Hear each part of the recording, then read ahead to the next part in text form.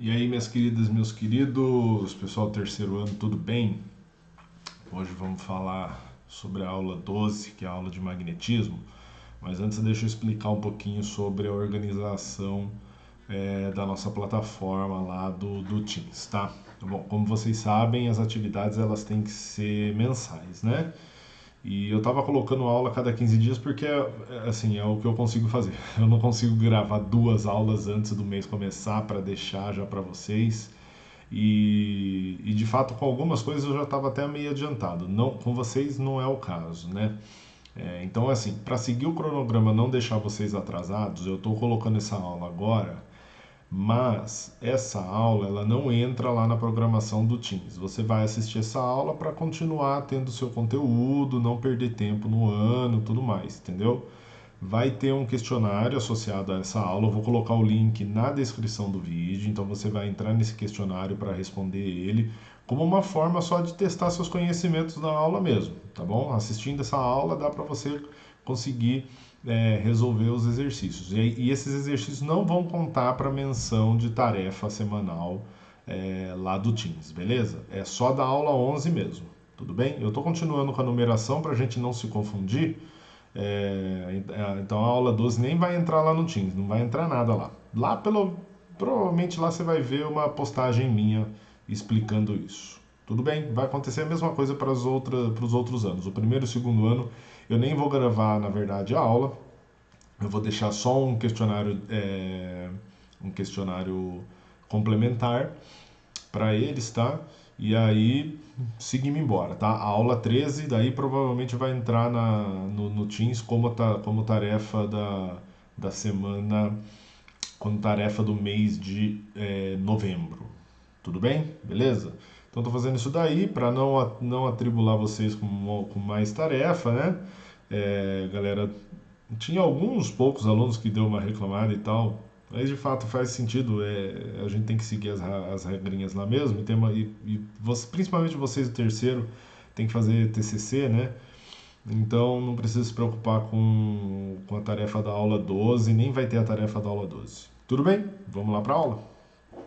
Bora lá então. Então é assim, gente, essa aula aqui que eu vou falar de magnetismo, eu tentei dar uma boa sintetizada para a gente ficar na parte mais importante, que eu julgo, claro, mais importante para o ensino básico você saber de magnetismo. Então, a parte histórica eu não vou tratar aqui, beleza? Mas a única coisa que eu vou comentar é que o estudo do magnetismo ele é tão antigo quanto o estudo da eletricidade. É até interessante falar isso porque existe uma conexão entre esses dois extremamente importante que depois, mais adiante lá, ali no eletromagnetismo, na aula 13 eu já vou falar disso, né? E é muito importante para a gente entender o curso do eletromagnetismo mesmo. Por que chama eletromagnetismo? Eu falei um pouco disso lá na primeira aula, lá na ETEC para vocês, né? É, e aqui na educação básica a gente faz uma série didática, uma linha didática na qual a gente segue a linha histórica. Então, o magnetismo, o estudo é muito, muito antigo, tá? Eu vou deixar um vídeo aí para vocês, vou deixar linkado agora, você deixa na outra aba aberto para você assistir depois da aula aí, que é lá do Ciência Todo Dia, no qual ele conta a história do eletromagnetismo, e é um vídeo muito, muito bom, no qual ele fala da história um pouco do magnetismo também, tá? O Pedro ele fala sobre a história do magnetismo, vocês dão uma olhada lá, tá bom? Então, o que a gente tem que saber sobre magnetismo? Ímãs, o que são ímãs, tá? O que são ímãs e quais são as suas propriedades. Primeiro, só relembrar um pouquinho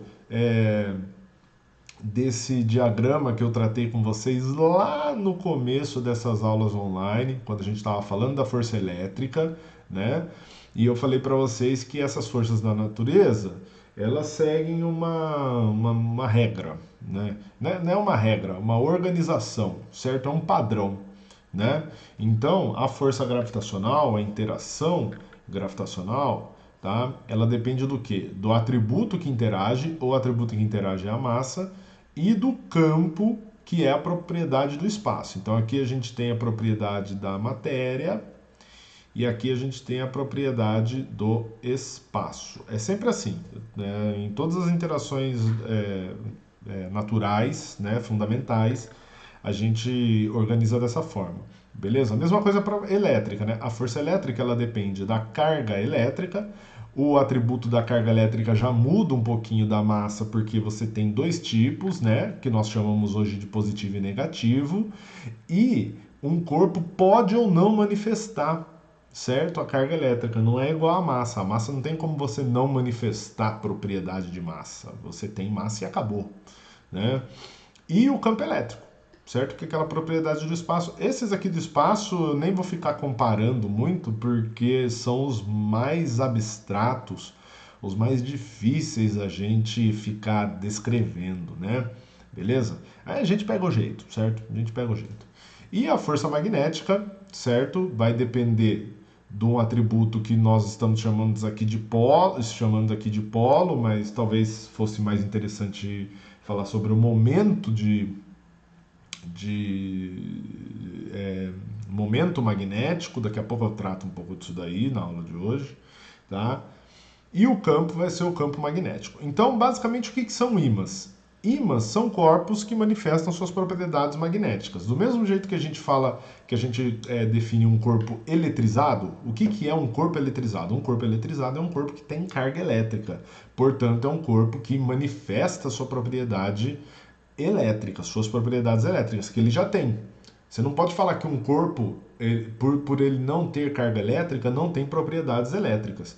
Ele tem propriedades elétricas, só que ele não manifesta, né? Se ele tiver neutro, ok? Mesma coisa com o ímã, tá? Então, ímãs são corpos que apresentam polos magnéticos. Tudo bem? Beleza? Então, quais foram os primeiros ímãs a serem encontrados? Ímãs naturais, ímãs permanentes naturais. Na natureza existem rochas que apresentam naturalmente propriedade magnética, certo? Vocês já ouviram falar provavelmente da magnetita, é um óxido de ferro encontrado inclusive na superfície terrestre, tá? Que apresenta propriedade magnética, tá? Vocês provavelmente lá no primeiro ano estudaram em geografia os tipos de rocha e tem as rochas magmáticas, certo? O óxido de ferro é uma dessas rochas que se encaixa mais ou menos nessa classificação, tá? Beleza? A que a gente acha na superfície da Terra, tá? Então, primeiro, o que são os polos magnéticos? Os polos magnéticos são os atributos que a gente da matéria que a gente assume, né? Que interagem magneticamente, beleza? Então todo corpo que está imantado, que pode ser chamado de ímã, ele apresenta polos magnéticos. Vocês já sabem disso, provavelmente já sabem o nome dos polos, tá? Que são chamados de norte e sul, respectivamente. Por que eles são chamados dessa forma, tá? Essas rochas que os caras encontravam, né, no início do estudo do magnetismo, isso daí eu estou falando da antiguidade, beleza? Eles obviamente, faziam experimentos. Experimentos, quando eu falo experimentos, não é uma experimentação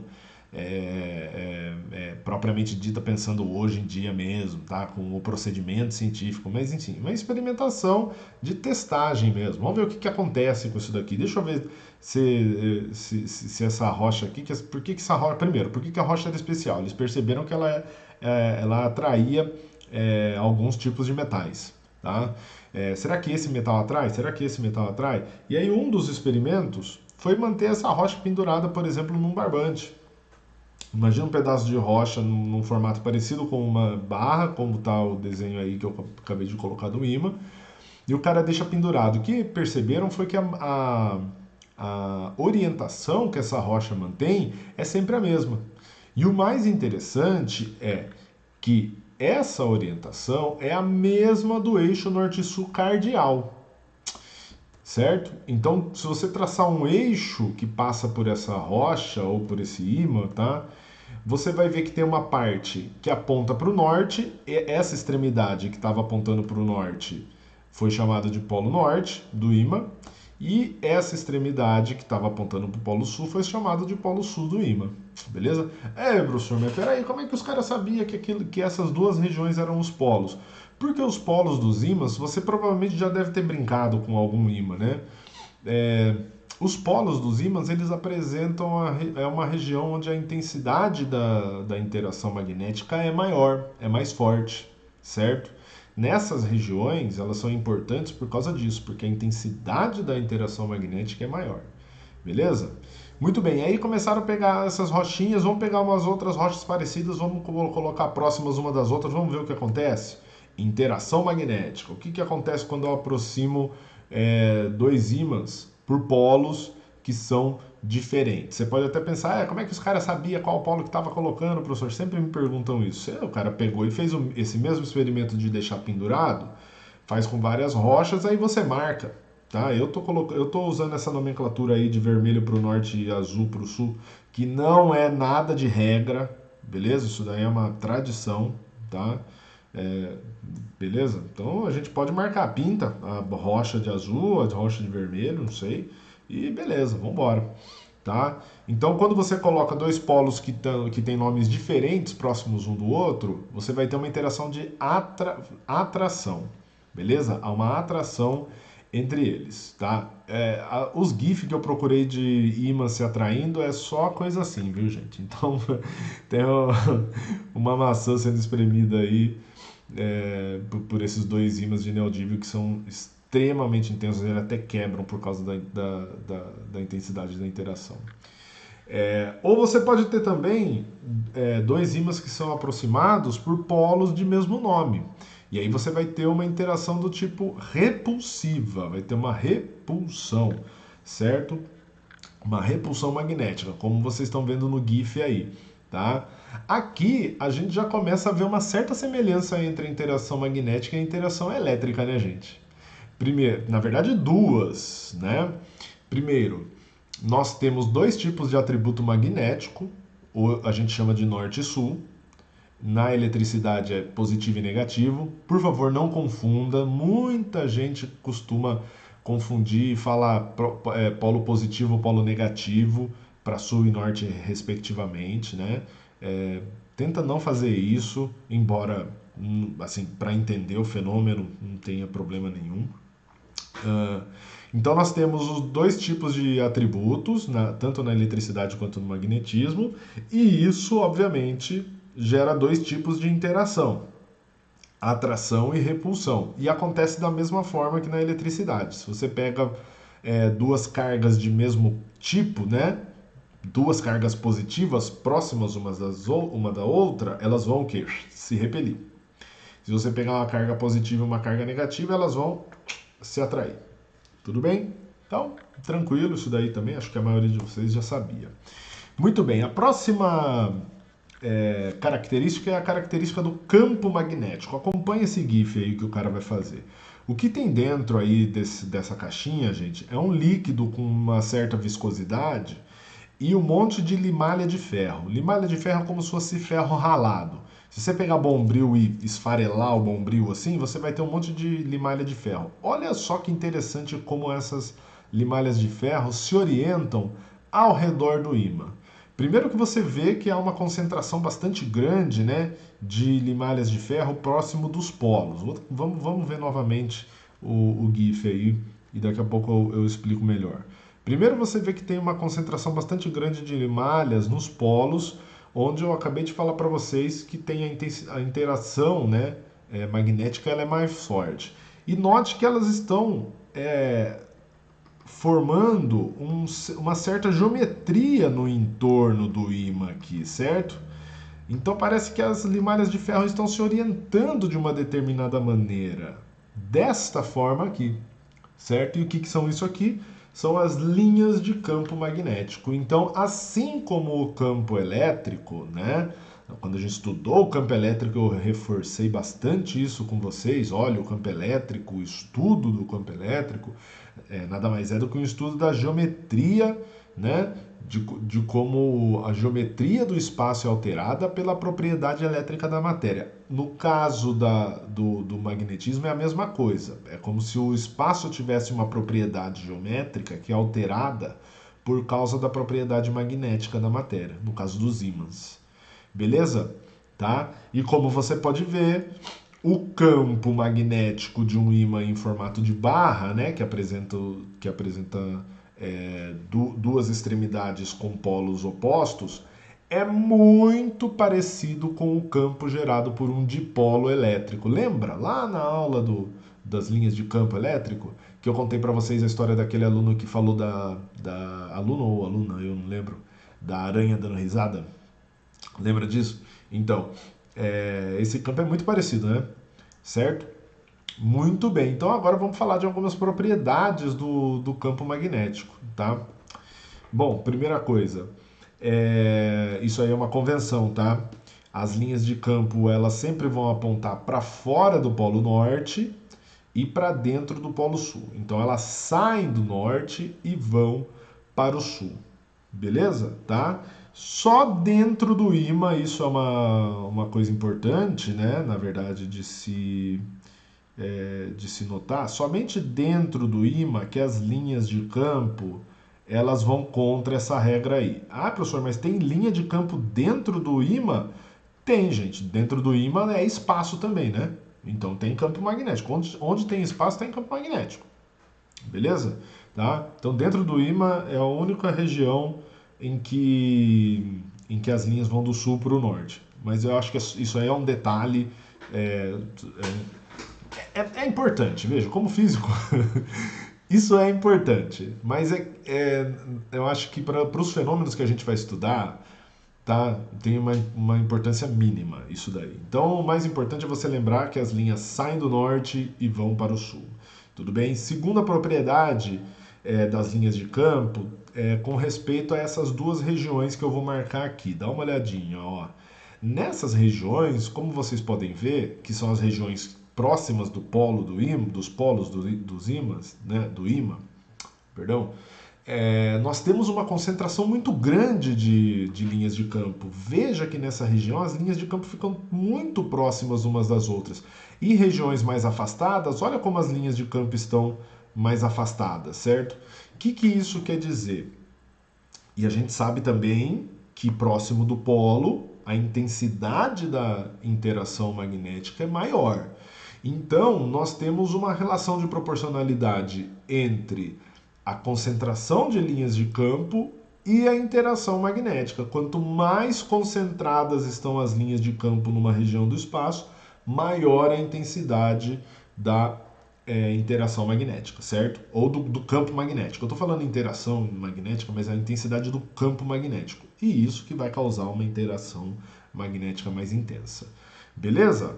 Muito bem. Ah, professor, mas isso daí são linhas de campo, certo? Linhas de campo. Quer dizer que o campo magnético ele também é uma grandeza vetorial. Sim, todo campo, tá? É uma grandeza vetorial, beleza? Tá? E se eu quiser saber o campo nesse ponto aqui do espaço, nesse exato ponto do espaço que eu estou marcando aqui, tá?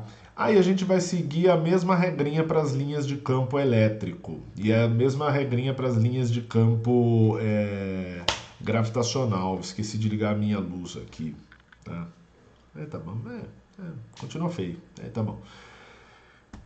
As linhas de campo, tá? O vetor campo magnético sempre será tangente à linha de campo no ponto em questão. Então, nesse ponto aqui, para saber qual é que é o vetor campo magnético, você traça uma reta tangente, e aí como a linha de campo está apontando para cá, o vetor seria esse, entendeu?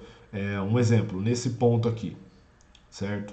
Nesse ponto que é um ponto que está contido numa reta que pode ser a mediana, por exemplo, do ímã. Se o ímã for um segmento de reta, essa reta é a mediana, certo? É a reta que passa no ponto médio, formando um ângulo de 90 graus.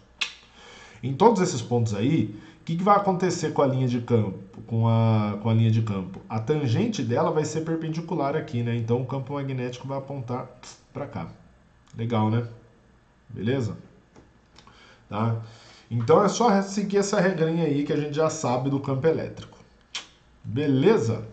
Muito bem, tá? Professor, mas da onde vem o magnetismo das coisas na Terra? Como é que pode as rochas ter magnetismo assim? Como é que pode a gente encontrar uma rocha?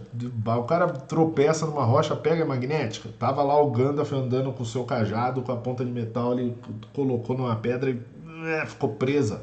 Como que pode isso? Da onde que vem? A própria Terra, agora planeta, certo? Tem o seu campo magnético, tá, gente? Beleza? Tá? É o campo magnético da Terra que influencia essas rochas e dá o magnetismo para elas, beleza? Tá? Não vou falar de todas, mas eu estou falando assim, quando todo registro magnético que é encontrado, né, na Terra, por exemplo, um geólogo, um geofísico vai fazer o estudo de datação de uma rocha, não sei se é isso, ou checar, por exemplo, qual era a orientação do campo magnético quando aquela rocha se resfriou, aquela lava resfriou e deu origem àquela rocha, por exemplo, tá? É o campo magnético, aquilo é um registro do campo magnético da Terra, tá? Eu já vou falar para vocês como que acontece esse procedimento, beleza? Eu sei que agora não está ficando muito claro, mas é que eu deixei aqui para a gente falar do campo magnético da Terra porque são propriedades simples e que muitos de vocês já ouviram falar, já tiveram em outras disciplinas, já teve em ciências no ensino fundamental, enfim, vamos dar uma relembrada. Então, o campo magnético da Terra, o mais importante de você saber é que ele pode ser modelado por um campo essencialmente dipolar, tá? Um campo como se fosse um ímã em formato de barra. Tem até muitos livros didáticos que trazem, né, a figura da Terra com um ímã de barra dentro dela, certo? Para exemplificar como é o campo. Não tem um ímã gigante dentro da Terra, tá, gente? Beleza? Tá? Porque tem uns livros que colocam essas figuras e não avisa isso. Não tem um ímã gigante dentro da Terra. Ah, da onde que vem o campo magnético da Terra então, professor? É um processo bem complexo, tá? E eu vou deixar mais um vídeo do Ciência Todo Dia aqui, para você dar uma olhada lá. É bem antigo esse vídeo dele, mas é muito bom e tem a explicação. Então você pode dar uma olhada lá e você vai entender melhor ao longo do estudo do eletromagnetismo nas próximas aulas isso daí. Beleza? Muito bem. Características do campo. O campo é essencialmente dipolar, tá? E então ele quer dizer que a Terra tem uma região em que apresenta polaridade sul e polaridade norte magnética. Isso que é o interessante do campo da Terra e por isso que você tem aquela característica dos ímãs se orientarem sempre com o eixo norte-sul. Por quê? Por que o polo norte do ímã estava apontando para o norte geográfico? Porque no norte geográfico, próximo do norte geográfico da Terra, você tem o sul magnético. Beleza? Próximo ao norte geográfico você tem o sul magnético. Da mesma forma que próximo ao sul geográfico você tem o norte magnético. Por que eu estou falando próximo? Não coincide, professor? Não. Não coincide. O eixo geográfico e o eixo magnético da Terra, eles não coincidem, tá? Existe um ângulo entre eles aqui, tá aqui, ó. Esse ângulo que eu estou marcando aqui. Sai, mano. Aqui, tá? Beleza? Se eu não me engano, são uns 20 e poucos graus que tá. Ou eu ou é 12. Então, no momento, acho que são uns 20 e poucos, tá? Não importa muito essa informação agora. O que importa é, esse ângulo é variável, ele varia até ao longo do dia. Tá? Se você conversar com um geofísico sobre o campo geomagnético, ele vai falar para você que existem cartas magnéticas diárias. O campo magnético da Terra está o tempo inteiro mudando, beleza? Mas o jeitão dele é sempre assim: dois polos, polo sul lá próximo do norte, polo sul magnético próximo do norte geográfico, polo sul, polo norte magnético próximo do sul geográfico, beleza? E as linhas de campo como estão desenhadas aí, como vocês estão vendo, tá? Tem até algumas bússolas que estão em alguns pontos mostrando para você como que seria a orientação delas, né? Tá? Próxima característica. As linhas de campo são aproximadamente paralelas ao solo próximo ao Equador. Então, se você pegar a linha do Equador, ó, num ponto onde está passando a linha de campo aqui, se eu fizer uma tangente, dá uma olhada, certo? O campo vai estar... Meu Deus do céu. Ah, isso ficou feio demais, né, cara? Deixa eu pegar a borracha aqui. É que eu tenho que fazer. Não tem como fazer com régua, né, gente? Vocês me perdoem. Mas você pegar a tangente aqui, ó, se liga, tá? A tangente, tá vendo? Ó, vai ser paralela ao solo lá na Terra, entendeu? Então no Equador, próximo do Equador, né, as bússolas funcionam muito bem, porque as linhas de campo estão passando paralelamente ao solo, beleza? Tá? Não que você não vai confundir que as linhas são paralelas ao Equador. As linhas são perpendiculares ao Equador, as linhas de campo, tá? Elas são paralelas ao solo, tá bom? Na região próxima do Equador. Né? Isso é importante. Quanto mais próximo dos polos, maior a intensidade e inclinação das linhas de campo, beleza? Então, isso é muito importante porque existem até alguns fenômenos naturais que acontecem por causa disso. Em países, né, que você tem latitude mais alta, os países nórdicos, né, tem fenômenos como o da aurora boreal, eu coloquei aí, que acontece porque o campo magnético naquela região é bastante intenso e bastante inclinado, tá? Então, você tem partículas carregadas que estão penetrando essa região de campo magnético mais intenso, elas são desviadas e uma parte da energia desse desvio do movimento da partícula, ela é emitida em forma de luz. Aí você tem esses efeitos maravilhosos aí, que deve ser muito legal ver de verdade, né? Lá. Aqui nunca vai acontecer, tá? A gente nunca vai ver um efeito desse. Beleza? Esses efeitos aí eu volto a falar deles, mas quando a gente estiver lá estudando a força magnética em partícula carregada que penetra em campo magnético, que é uma coisa mais específica. Beleza? Muito bem. Mas professor, me diz um negócio. Como é que pode? Você falou que existe essa semelhança, né? Que um corpo, uma semelhança entre o magnetismo e a eletricidade, que é o fato de que um corpo pode ou não manifestar o seu magnetismo. Como é que é isso? Bom, primeiramente, está associado ao fenômeno da imantação. Provavelmente vocês já ouviram falar disso, né? Que dá para você imantar alguma coisa, torná-lo um imã, transformar alguma coisa em um imã, tá? Isso depende, obviamente, do material do qual é feito aquele instrumento, aquele objeto, tá? E como que funciona isso? Então,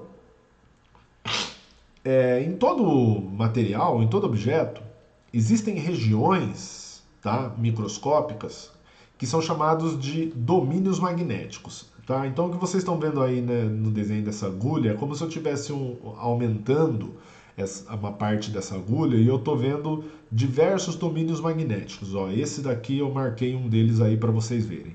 Essas setas, elas estão representando, deixa eu ver se eu coloquei, não, mas depois eu vou colocar. Essas setas estão representando o momento magnético. Momento é uma palavra associada à inércia, né? Tendência. Então, o momento magnético mostra a tendência que aquela região, aquele domínio magnético tem de gerar um campo magnético. Então, como vocês podem ver na agulha, como ela está desmagnetizada, os domínios magnéticos estão dispostos de maneira aleatória, de maneira arbitrária. Cada um está apontando para um canto, beleza? O que acontece? Como cada domínio magnético da agulha está apontando, tem um momento magnético apontando para uma direção, você não tem um campo magnético que pode ser experienciado macroscopicamente. Entendeu? Para que a agulha passe a gerar um campo magnético próprio e ela, por exemplo, possa ser usada como uma bússola, né? Tem que acontecer o processo de imantação. O processo de imantação, então, consiste em fazer com que esses domínios magnéticos todos se alinhem, né? E como cada domínio magnético está alinhado ao outro, eles se reforçam, eles estão gerando um campo magnético, todos eles geram um campo magnético com a mesma orientação, isso faz com que o corpo como um todo gere um campo magnético com aquela orientação, certo? Tá? Para isso acontecer, né, o material ele tem que ser ferromagnético. Tá? É uma das classificações que a gente usa do magnetismo dos materiais. Os materiais podem ser ferromagnéticos. Tá? Nossa, professor, por que tem ferro no nome? É exatamente por isso que você está pensando. Tipo, tudo que tem ferro é atraído por ímã, né, professor? Qualquer liga metálica, o próprio ferro, quer dizer, a magnetita, um óxido de ferro. Exatamente, tá? O ferro ele tem uma susceptibilidade magnética muito alta, então é fácil de imantar o ferro, beleza? Então todo material que é chamado de ferro magnético tem uma susceptibilidade magnética grande, o suficiente para ser imantado, para ter os seus domínios magnéticos orientados, beleza? Como é que é o processo de imantação, professor? Eu já ouvi falar, mas eu não sei como é que acontece. Bom, você pega um material ferromagnético, tá? E aí você pega um ímã que você tem e você vai fazer um movimento de passar esse ímã sempre na mesma orientação, tá? O que você está fazendo quando você realiza esse procedimento? Você pega um campo magnético externo, que é o campo magnético daquele ímã, e você força esse campo magnético, digamos, aos domínios magnéticos do material. Então você tem ali, ó, o material com os domínios magnéticos que também aqui, ó, eles estão sendo representados, tá vendo, gente, por pequenos ímãs, né? Tem muitos materiais didáticos que representam assim o domínio magnético, como se fossem pequenos ímãs que estão todos desorientados. Você vai passando o ímã e o que você vai fazendo? Os domínios magnéticos eles vão se orientando, se orientando, se orientando, se orientando. Com esse movimento, esse procedimento sendo feito de forma repetitiva, você consegue fazer com que os domínios todos se alinhem. Quando eles se alinham, eles se reforçam. É aí que o material fica magnetizado. Deu para entender? É assim que acontece. Ô, professor, mas que tamanho que é esse domínio magnético?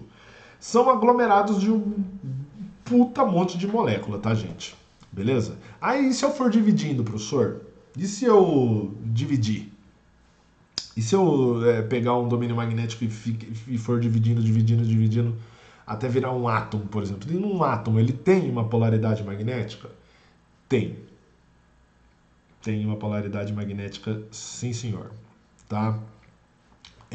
Então, o que eu posso já adiantar para vocês até na, na estrutura mais básica, mais elementar da matéria, tá? Você tem um momento de dipolo magnético. E aí, são esses momentos de dipolos todos aglomerados que geram o domínio magnético. E os domínios magnéticos, quando alinhados, que geram o campo magnético externo. Beleza? Tá?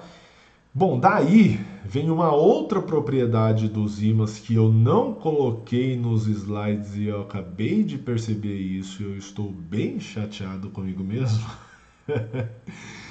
Que é uma coisa que se chama princípio de inseparabilidade dos polos, tá? Eu queria ter deixado para esse ponto aqui, mas eu sei, por exemplo, ó, tá vendo? Eu já vou para os tipos de magnetismo. Então eu vou colocar aqui, tá, gente? A questão é a seguinte: o que é o princípio de inseparabilidade dos polos? Se você tem um ímã, por exemplo, um ímã em formato de barra, tá? Norte e sul, beleza? E você vem aqui, você corta ele, você corta esse ímã, tá? Você vai ter dois pedaços de ímã, né? Beleza? Esse daqui e esse daqui. Essa extremidade que era norte, ela continua sendo norte. Essa extremidade que era sul, ela continua sendo sul. Certo?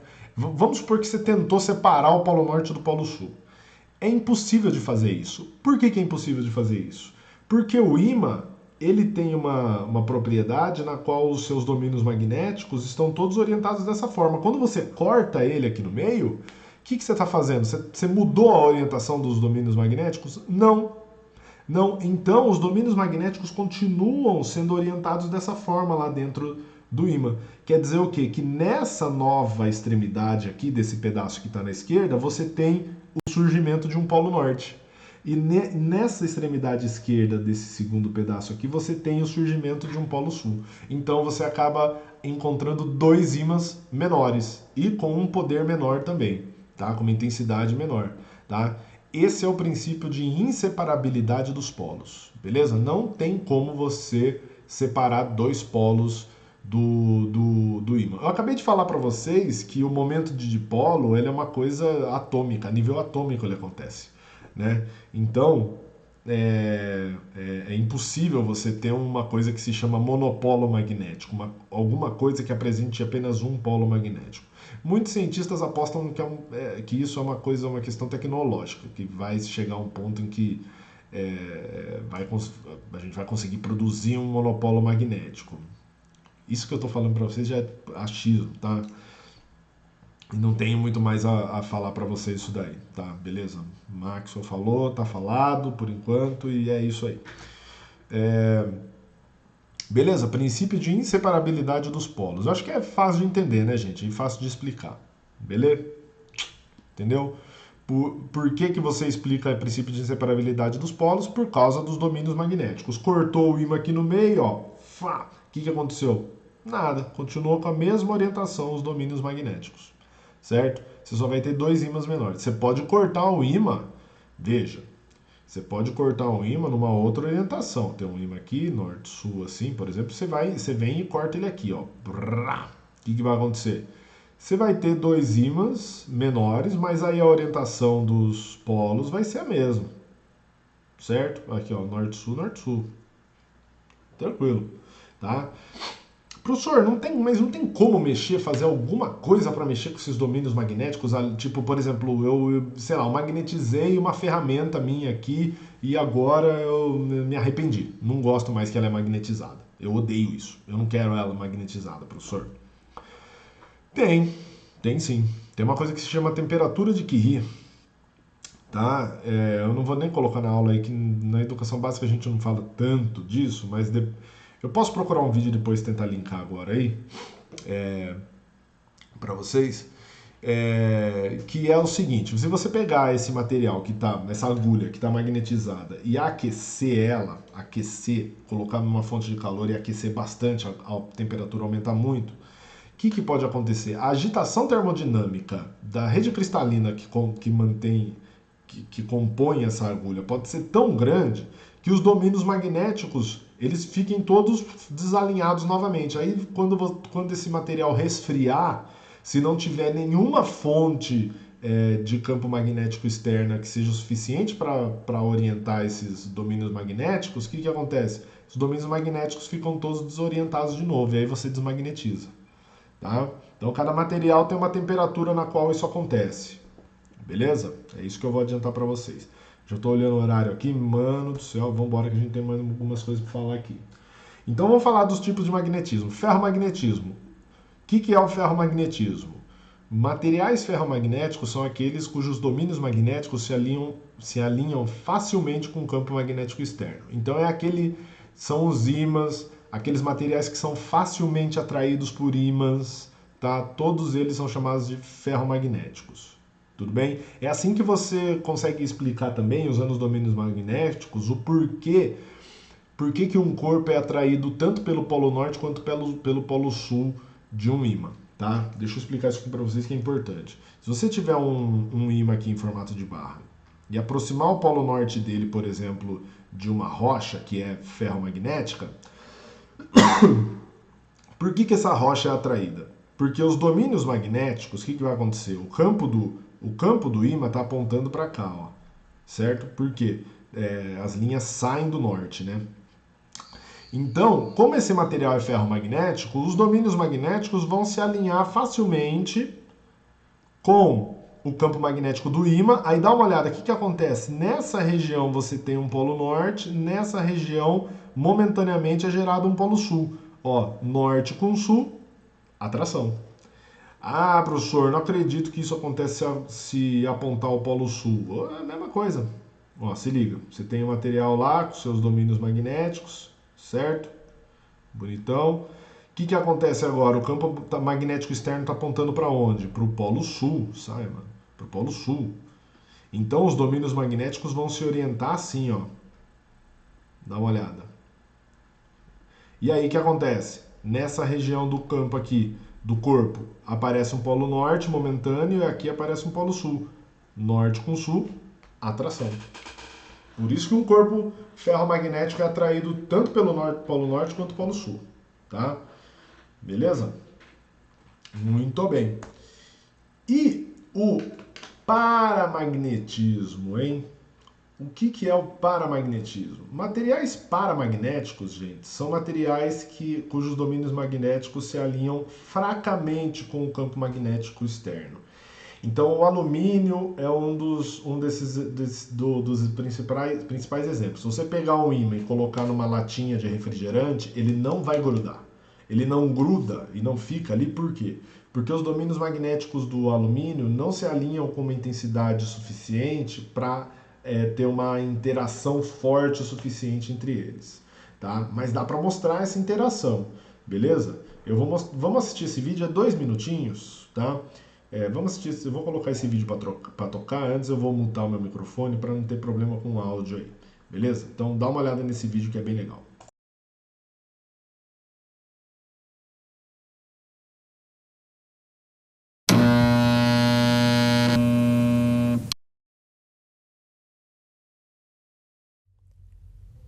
Neste vídeo utilizaremos um ímã de neodímio, um canudinho plástico, um prato contendo água e detergente, um pouco de estopa, um bico de maçarico ligado a um cilindro de oxigênio e um isqueiro. Iniciaremos a demonstração produzindo um pouco de brasa num chumaço de estopa.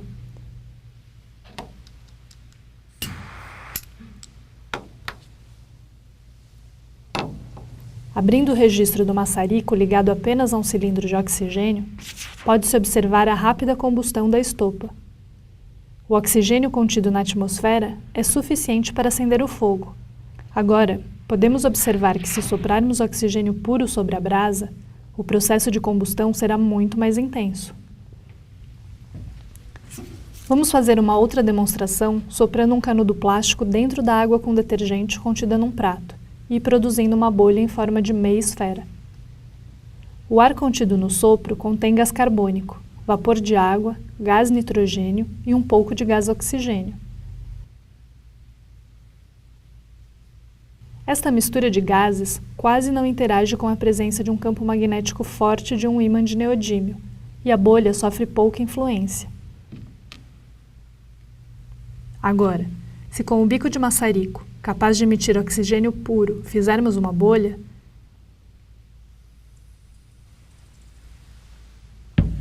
ao aproximarmos o ímã, observamos que há uma atração entre eles, ou seja, o campo magnético do ímã atrai o oxigênio. Mesmo de forma fraca, podemos observar o efeito de atração, pois quase não há força de atrito entre a bolha e a superfície da mistura no prato.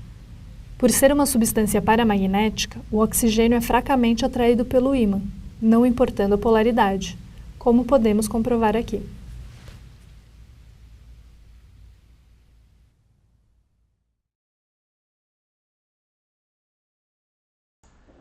Bem legal, né? Bem massa. Então o oxigênio é um material paramagnético, tá?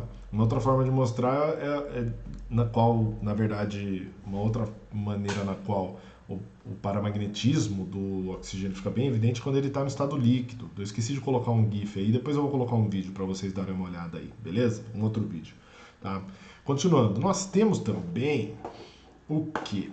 O diamagnetismo. O diamagnetismo é o mais doido deles, tá? Porque os materiais diamagnéticos são os mais diferentões, digamos assim. Por quê? Os domínios magnéticos dos materiais diamagnéticos, eles se alinham de forma fraca e de forma contrária ao campo magnético externo. Então, o que acontece? Quando você aponta o polo norte para um material diamagnético, naquela região daquele material que está mais próximo do ímã, também é gerado um polo do tipo norte. É que é um polo bem fraco, mas tem algumas formas de demonstrar. E alguns materiais, os mais famosos, que são diamagnéticos, nós temos a água. Dá uma olhadinha, ó. Então o cara fez tipo um pêndulo aí, né? E ele pega um ímã bem forte, aproxima ali da água, ó. Dá uma olhada. A água é repelida pelo ímã. Olha isso, que doido. Nós temos o grafite. Aí nesse GIF aí que eu coloquei é um pedacinho de grafite que está levitando, né? Certo? Sobre ímãs de neodímio, ímãs com uma intensidade bastante grande. É o único jeito de você conseguir demonstrar esse tipo de efeito. E nós temos o cobre também. Olha essa demonstração que interessante. Ó. O cara tem um pedação de cobre ali, ele pega um ímã que é bem pesado e bastante intenso também, e solta em direção ao cobre. E note o que acontece. Ó. Ele é repelido pelo cobre. Muito interessante, né? Tá? Esse do cobre tem um outro efeito que acontece aqui também. Mas eu vou falar depois isso daí para vocês, tá? Para não confundir. Tudo bem?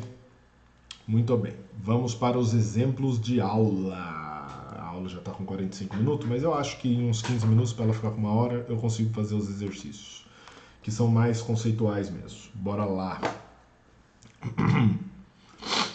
Primeiro exemplo. Dispõe-se de 3 barras idênticas em suas geometrias x, y e z, e suas extremidades são nomeadas por x1, x2, y1, y2, z1 e z2, como está mostrando aqui no desenho, né, gente?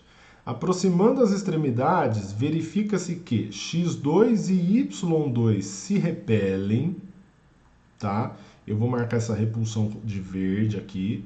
Ó, x2 e y2 se repelem. x1 e z1 se atraem. Eu vou marcar de rosa, então x1 e z1 se atraem. y1 e z2 se atraem. y1 e z2 se atraem. E x1 e y2 se atraem. Certo?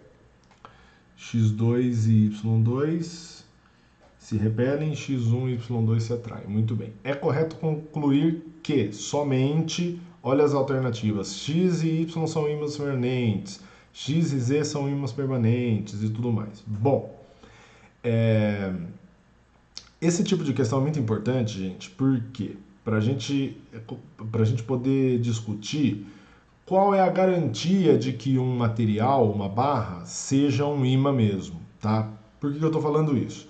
Se você pegar a barra X e a barra Y, por exemplo, elas têm extremidades que se repelem. A X2 e a Y2, elas se repelem. Isso daí, esse tipo de interação, só acontece quando você tem 2 polos de mesmo tipo sendo colocados próximos um do outro. Agora, se você pegar a interação, por exemplo, entre X1 e Y2, que é do tipo atrativa, esse tipo de interação, ele não acontece só quando você pega um polo, 2 ímãs com polos opostos próximos um do outro. Esse tipo de interação, a atração, pode acontecer quando você pega um polo de um ímã e aproxima de um corpo que não está magnetizado, mas é ferromagnético, certo? Um prego de ferro, por exemplo, não é? É isso que acontece, por exemplo, com o Z. Tá vendo? Ó? As extremidades do Z são apenas atraídas por pelos outros polos. Eu não tenho como garantir que o Z é um ímã, certo? A única garantia que eu tenho que um corpo está imantado mesmo, que ele é um ímã mesmo, é se ele for repelido por um outro ímã. Entendeu? Beleza? O Z1, veja que o Z1 ele é atraído pela extremidade X1 e o Z2 é atraído pela extremidade Y2. Ele é tanto atraído por um polo quanto pelo outro do ímã aqui, certo? Então, o Z não é um ímã permanente.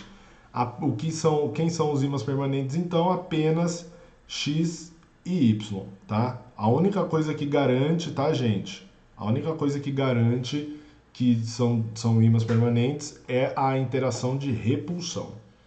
Muito bem, vamos para o segundo exemplo. Deixa eu tentar colocar ele, é bastante texto. Cadê a barra? Ô barra! Aqui a barra. Tentar colocar ele aqui, encaixar ele aqui, beleza. Tá bom, irmão? Fica quietinho aí, mouse, e bora lá. Segundo exemplo. 2 pequenos ímãs idênticos têm a forma de paralelepípedos de base quadrada. Ao seu redor, cada um produz um campo magnético cujas linhas se assemelham ao desenho esquematizado. Esse desenho, então, aqui é muito importante, porque ele está mostrando para a gente onde estão os polos desse ímã, né, gente? Você tem um polo, veja, os polos são da onde as linhas saem, certo? Então você tem nessa região um polo e nessa outra região aqui de baixo outro polo, que eu marquei de verde e rosinha ali, beleza? Muito bem, eu vou marcar com... Não gostei disso. Eu vou marcar com vermelho e azul. Ó, tenho esse polo e esse polo aqui. Beleza? Muito bem, tá? Suficientemente distantes um do outro, os ímãs são cortados de modos diferentes. As partes obstidas são então afastadas para que não haja nenhuma influência mútua e ajeitadas conforme indica a figura seguinte. Olha só que doido, esse ímã 1 aqui, como que ele foi cortado? Ele foi cortado numa seção longitudinal, certo? E esse outro ímã numa seção transversal aqui assim, ó. Beleza? Tá? Se as partes do ímã 1 e do ímã 2 forem aproximadas novamente na região em que foram cortadas, mantendo-se as posições originais de cada pedaço, deve-se esperar que: letra A. As partes correspondentes de cada ímã atraiam-se mutuamente, reconstituindo a forma de ambos os ímãs. Vixe, então vamos lá. Então vamos supor que a orientação dos polos, antes deles serem cortados, tá, seguiu o que eu tinha marcado no desenho inicial aqui. Então o polo vermelho em cima e o polo azul embaixo. Professor, eu posso falar que é norte? Posso falar que é sul? Pode. É que aqui o cara não deu nenhuma referência. Então eu vou chamar de vermelho e azul. Tá bom? O que acontece quando ele é cortado de forma longitudinal? Veja que a parte de baixo, aqui, vai continuar sendo azul. E a parte de cima aqui vai continuar sendo norte. E o que acontece com as outras duas extremidades? Você tem um novo polo norte aqui, vamos chamar o vermelho de norte, vai. Um outro polo norte aqui e um novo polo sul aqui. O que acontece se eu tentar pegar esses dois pedaços e colocar de novo? Entendeu? Se eu juntar eles, eu pegar essa parte aqui, ó, essa parte que tá aqui, e juntar aqui. O que vocês acham? Será que vai conectar de novo? Tá? Note que eles têm polaridades o quê? Opostas. Então eles vão se atrair. Então o ímã 1, que foi cortado longitudinalmente, ele pode muito bem voltar a ser um ímã novo, porque eles estão sendo atraídos, tá certo? Eu estava olhando na câmera velha do notebook. Tá bom? Vamos ver o que acontece com o ímã 2. Se liga. O ímã 2 ele é cortado de forma transversal. Então essa parte de cima de ambos os pedaços continua sendo norte e a parte de baixo continua sendo sul. Certo? O que vai acontecer se eu pegar esses dois pedacinhos agora aí e tentar colocar próximos um do outro? Eu vou fazer um outro desenho para ficar um pouco mais didático aqui. É como se eu fosse pegar dois ímãs assim, ó, e aproximar. Porque não posso mudar a orientação deles, né? Vamos supor que aqui seja norte. Meu Deus! Aqui é norte, aqui é norte. Aqui é sul e aqui é sul. Esse é o caso do ímã 2. O que vocês acham se eu aproximar eles? Será que eles vão se juntar? Não. Por quê? Eu tenho tanto em cima quanto embaixo polos de mesmo nome próximos um do outro, gente. Então vai ter uma repulsão. Não tem como, sem mudar a orientação, porque se você virar ele assim, né? Aí pode ser que grude. Mas ele falou sem mudar a orientação, ó, mantendo-se as posições originais. Dá uma olhada, ó. Tá? Vai juntar? Não. Então só do ímã 1 que junta. Pera lá. Ai, meu Deus do céu. Então, letra A. As partes correspondentes de cada ímã atraem-se mutuamente, reconstituindo mentira. Letra B. Apenas as partes correspondentes do ímã 2 se unam, reconstituindo mentira. Letra C. Apenas as partes correspondentes do ímã 1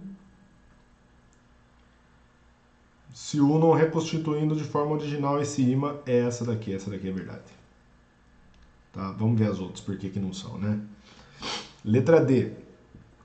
As partes correspondentes de cada ímã, dá para esperar que elas se repilam-se mutuamente, né? Impedindo a reconstituição de ambos os ímãs. Não, isso só acontece com o ímã 2.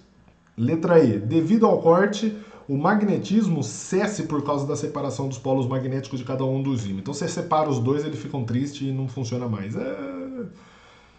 Nada a ver, né, gente? Então é a alternativa C mesmo. Muito bem. Legal essa questão, né? Eu adoro essa questão, é muito bom, muito boa. Bora lá, para falar de princípio de inseparabilidade dos polos, que é um que não estava na minha aula. Eita, nós. Vamos lá. Essa questão aqui é rapidinha também, aí a gente já fecha essa aula, gente. Vamos lá. Exemplo 3.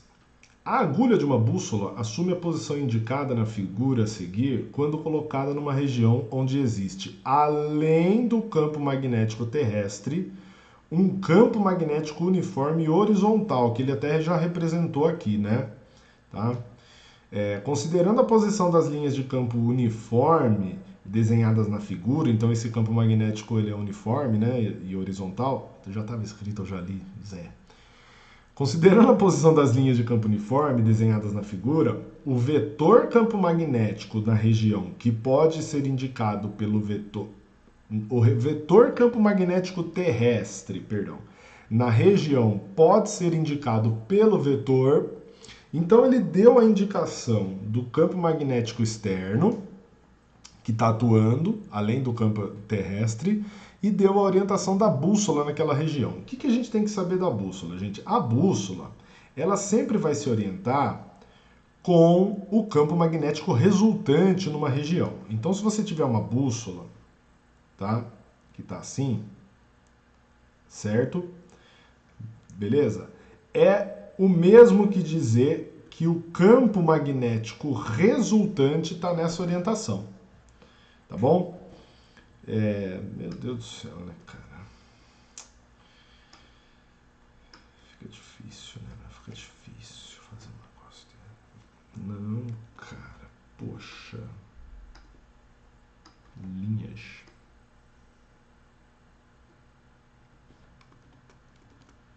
Nossa, já desisti, gente.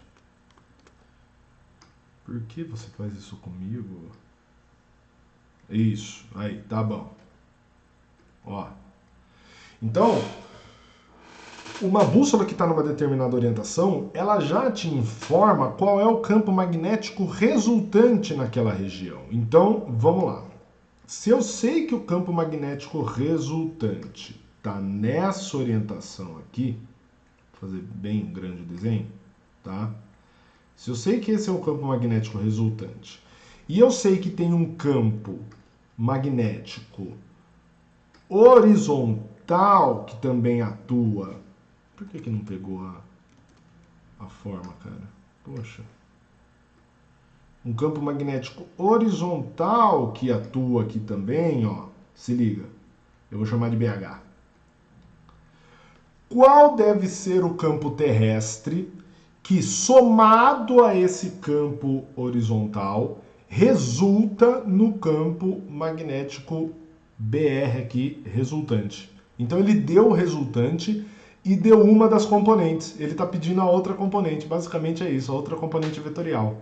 Entendeu? Ai, mas aí é fácil, professor. Né? Isso daqui é a componente horizontal. Então, nós temos que ter uma componente vertical do campo magnético que represente, no caso, o campo magnético terrestre. Então, com certeza, o campo magnético terrestre tem essa orientação aqui. Ou seja, eu vou chamar de BT, campo magnético terrestre. Ou seja, alternativa E. Esse é o vetor correto.